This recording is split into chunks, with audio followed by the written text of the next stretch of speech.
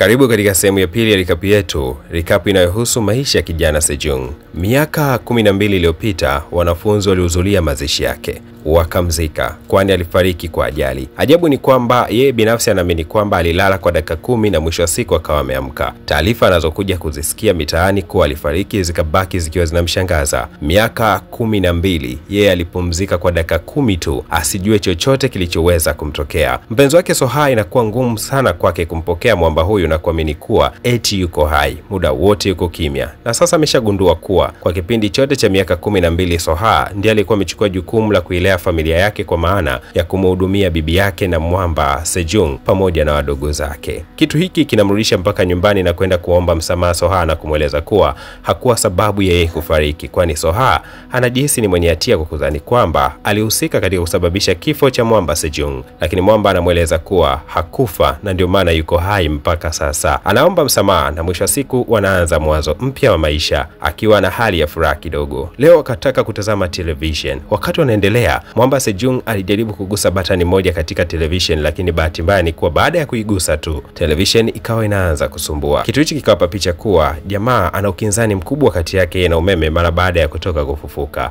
Huyu jamaa ni nani? Alitokea wapi? Na kwa nini yuko hai ingali wote tunajua kuwa alizikwa miaka 12 iliyopita? Nini kiko nyuma ya pazia? Ambatana nami ukiwa umegusa alama ya subscribe, tuende kazi. Soha alikuwa akiishi na mama yake hapo kabla. Alikuwa ni mtoto wa mama mjane, kwa maana ya kwamba mama yake na Soha alikuwa amefiwa na mume wake. Hivyo Soha alilelewa na mama peke yake. Kutokana na hali ngumu ya maisha, mama yake akaamua kuolewa na mwanaume mmoja hivi, lakini bahati mbaya ni kuwa alimdanganya huyo mwanaume kuwa hana mtoto. Soha anakumbuka kipindi cha zamani sana alishawahi kumshawishi mwamba Sejong na kumwambia kwamba waende kumtembelea mama yake mzazi anayeishi katika mji wa Seoul. Hivyo walitoroka shuleni na kuelekea huko kwenda kumtembelea. Walipofika tu walimkuta ndio mama yao akiwa pamoja na hao watoto wawili, lakini bahati mbaya ikawa alikuwa hataki kabisa Soha aweze kuonekana mbele ya macho yake. Bahati mbaya ikawa kubwa zaidi mara baada ya mume wake kuweza kujitokeza na kuuliza hawa ni wakina nani. Mama mzazi wa Soha alimkana kabisa mwanae na kusema kuwa hawatambui, kwani ni wanafunzi tu waliopita jirani na nyumba yake, hata haelewi wamekuja kufuata nini. Kitu hichi kikatengeneza kumbukizi mbaya moyoni mwa Soha na kujikuta kuwa ni mtu anayehisi kutengwa maisha yake yote. Hata mara baada ya kumpoteza mwamba Sejong akajiona kuwa ni mtu wa kupoteza kila anachokipata katika maisha yake. Usiku wa kwanza tu wakiwa wamelala pamoja ndani ya nyumba moja kutoka walipoachana kwa kipindi cha miaka 12. Nyakati za usiku bibi Soha alikuja eneo hili la sebuleni na hapa alimkuta mwamba yuko macho. Akamuuliza, "Ni kwa nini uko macho mpaka nyakati hizi za usiku?" Jamaa akadai kwamba anafikiria juu ya familia yake, mdogo wake na wadogo zake kiujumla wako wapi.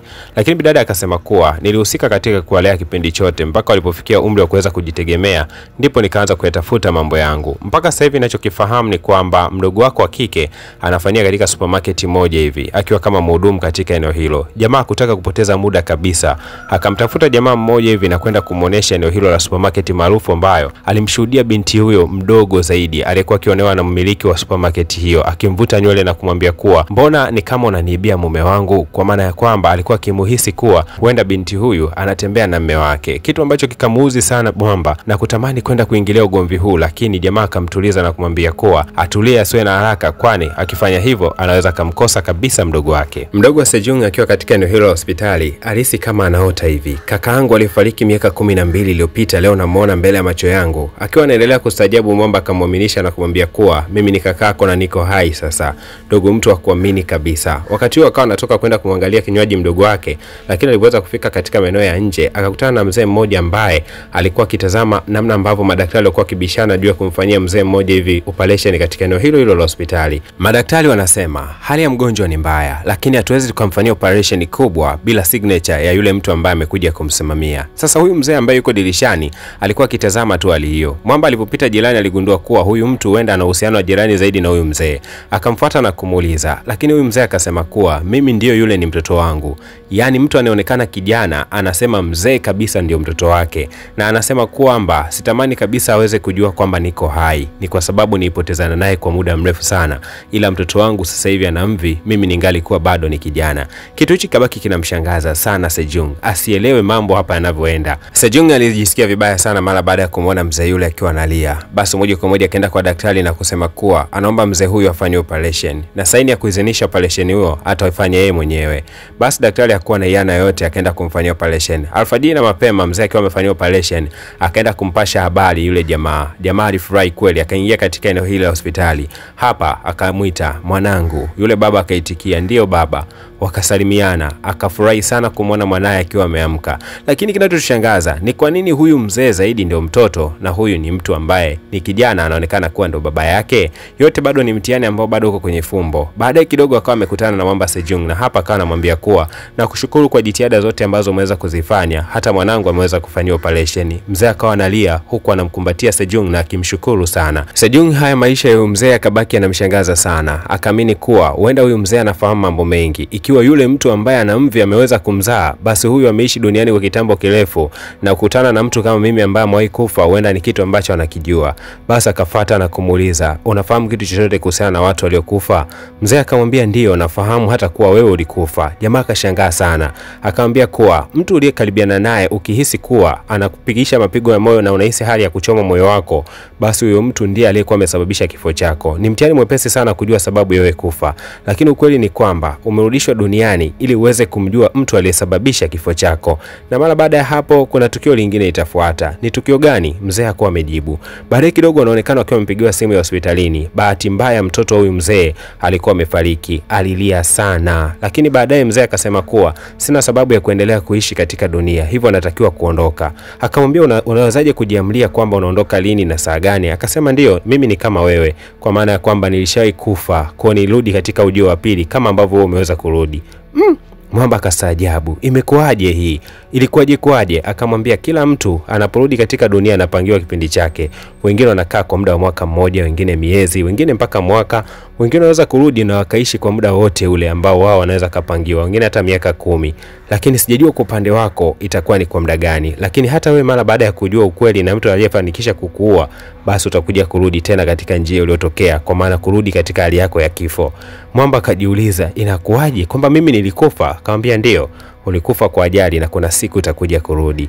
Mzee akajikataa na kusema kuwa anataka arudi alikotokea, kwa maana arudi kule katika hali yake ya mfu. Sejong mara baada ya kusikia kwamba hivi karibuni naye anaweza akafa, alijisikia vibaya sana. Akasema nilipotezana na familia yangu kwa kipindi cha miaka 12. Ninatamani kuendelea kuishi nayo. Ninatamani kuwafariji kwa kipindi chote ambacho nilikuwa siwaoni. Hasa wakati anatoka tu, yale aliyokuwa amesema mzee kuwa ukijisikia kichomi katika moyo wako, jua kwamba umekaribiana na mtu aliyekuwa amepanga kifo chako ama mtu aliyehusika katika mauaji yako. Akiwa anaendelea kuangaza katika maeneo hayo ya hospitali ili aweze kumwona mtu aliyehusika katika mauaji yake, basi akaweza kufanikiwa kumwona mtu yoyote. Lakini wakati huo alikuwa akipita mmiliki wa hiyo hospitali anayefahamika kama Taiwan. Mwamba kumzingatia sana wala kujua kwamba huyu huenda alihusika katika ajali yake. Zaidi ni kwamba jamaa aliendelea na safari zake. Katika kuangalia kushoto na kulia, akakumbuka kuwa Bibi Soha leo ilikuwa ni siku ambayo alipanga kwenda kuhudhuria sherehe moja muhimu sana na alikuwa amemwalika Mwamba. Akaona apotezee kabisa masuala ya kumfuatilia mtu aliyehusika katika mauaji yake. Zaidi ni kwamba akaenda katika hiyo sherehe. Sasa wakati ameelekea huko akawa amemkosa bidada. Kumbe bidada bana alikuwa amemshuhudia bibi mmoja hivi alikuwa amebeba makaratasi, na bahati mbaya mzigo wake ulikuwa ni mkubwa zaidi, akashindwa kuyaendo yale makaratasi. Hivyo akajitokeza yule daktari alikuwa amemtibia yule mzee kule hospitalini na kwenda kumsaidia. Lakini alipokuwa akimsaidia, bahati mbaya ikawa aligongwa na gari na mwisho wa siku akapoteza fahamu. Moja kwa moja Bibi Soha akampeleka mpaka hospitalini, lakini huyu daktari akamsii na kumwambia kuwa nenda ukakutane na boyfriend wako, kwa sababu naamini kuwa ulikuwa na haraka ya kwenda kumtazama boyfriend wako. Baadaye kidogo Soha anaonekana akiwa amekutana na jamaa, na hapa wanapiga story pasipo kumwambia kitu chochote kuwa kuna mtu alikuwa amepata ajali kwa ajili yake alipokuwa anataka kumsaidia bibi mmoja aliyekuwa amebeba magazeti. Baadaye wakaishia katika kukisi tu. Ghafla bimvu katikati ya ndoto inasikika sauti ya alarm. Kumbe bidada Soha alikuwa akiota kuwa alikuwa kikisi na jamaa. Kitu hichi kikamuumiza sana. Alfajiri na mapema Mwamba anaonekana katika maeneo ya hospitali akiwa anahangaika sana kupata solution juu ya kile ambacho kinamsumbua hasa katika kifua chake. Lakini wakati huo akiwa pale hospitalini akahisi maumivu ya kifua makali zaidi. Kumbe alikopo mzee Taiwan akiwa jirani kabisa na hiyo hospitali. Sasa tujajua, je, kifo chake kina uhusiano na huyu mzee Taiwan ambaye alikuwa akimtazama dogo ambaye alikuwa akipepesa macho kana kwamba alikuwa akimtafuta mtu. Baadaye Mwamba akaondoka moja kwa moja kuelekea kwa bibi Soha. Akiwa mlangoni tu anaongea na huyu mzee, ghafla binvu akajitokeza yule mama mwenye nyumba na kuanza kugomba sana kuhusiana na kodi. Halafu kijana, nimekuona mara kadhaa unatokea katika nyumba yangu. Huenda una uhusiano na ule bidada. Msaidie kulipa kodi. Akawa amezalika sana Mwamba Sejong. Mwisho siku akamwomba huyu mzee na kumwambia kuwa amfundishe njia rahisi za kuweza kupata pesa. Mzee akamwambia kuwa mimi pesa ninazo, naweza kukusaidia. Miaka kadhaa iliyopita nilikuwa nikipambana sana kuandaa pesa kwa ajili ya mwanangu atakapokuwa na hali nzuri aweze kuzitumia. Lakini kwa sababu ameshafariki, basi pesa hizo nitakupatia wewe. Akampatia Mwamba Sejong na pesa hizo zikatumika kulipa madeni yote ya Soha ili aweze kuishi kwa amani. Nyakati za jioni wakawa wamekutana na Soha na Mwamba Sejong na hapa wakawa wamefurahi kweli kweli. Bibi Soha anashindwa kumshukuru namna gani Mwamba ameweza kumsaidia kulipa kodi. Akamwambia kuwa ni jambo zuri la kuweza kuambia siku ya leo. Jamaa akamuuliza ni jambo lipi hilo? Basi bana, Soha kutaka kuzungumza sana akampeleka Mwamba magetoni, huku akamwambia kuwa siku ya jana niliota ndoto ukiwa unanikisi, naomba unikisi basi. Akaendelea kumtazama na kumsubiria Mwamba amkisi, lakini jamaa kumkisi hata kidogo. Hadi kidogo jamaa akachukua dogo zake na kuleta hapa nyumbani. Mdogo wake hakika akawa anakataa kuingia ndani kwa kusema kuwa ile cheni ambayo mama mzazi alikuwa ametuachia niliweza kuiuza kitu cha thamani sana katika maisha yake baada ya kuwa na hali ngumu ya maisha. Jamaa akamwambia kuwa haina haja ya kuendelea kujilaumu kwa kuuza cheni ambayo mama alikuwa ametuachia. Uwe na amani tu. Najua yote yalikuwa ni kwa sababu ya maisha magumu. Naomba uingie ndani. Wote tunajua kwamba Sejong alikuwa na wadogo wawili, mmoja wa kike mwingine wa kiume. Sasa mdogo wake wa kiume anayefahamika kama Ichara alikuwa katika maeneo haya ya kuoshea magari. Amekuwa akifanya kazi hii kutoka kipindi ambacho Mwamba alikuwa amefariki na wazazi wake wote walipotoweka duniani. Sasa kitu ambacho kinamsababisha Mwamba asitaki kabisa kuungana na kaka yake ni kwa sababu ndiyo alikuwa ameuza ile cheni ya mama yake, na akaeleza sababu kuwa aliuza cheni ile ni kwa sababu alikuwa anataka kulipa gharama zote za matibabu mpaka siku ambayo mama yake alipoteza maisha katika hospitali. Jambo ambalo baadaye wakawa wameombana samahani kama familia na mwisho wa siku akaungana na kuwa kitu kimoja. Sasa baadaye kidogo akiwa ameshiriki hiyo sherehe yao, basi akakutana na yule mzee ambaye ameishi miaka mingi duniani. Akamwambia nifanyeje kwa sababu nampenda bibi Soha na sijui nini cha kufanya kwa sababu umeniambia kuwa nina muda mchache sana wa kuweza kuishi duniani. Akamwambia kuwa fikiria kuhusiana na leo, kesho ni ya Mungu. Kama unampenda basi mpende leo, kesho itabakia kuwa ni ya Mungu hivyo hivyo. Leo mzee aliweza kutoa kali, kwani aliweza kutoweka katika mazingira ya mauzauza, yani alitoweka tu kama kivuli. Mwamba alistajabu sana kuona aliyo, lakini baadaye inaonekana katika maeneo ya mgawa jamaa anaendelea kutembea tembea.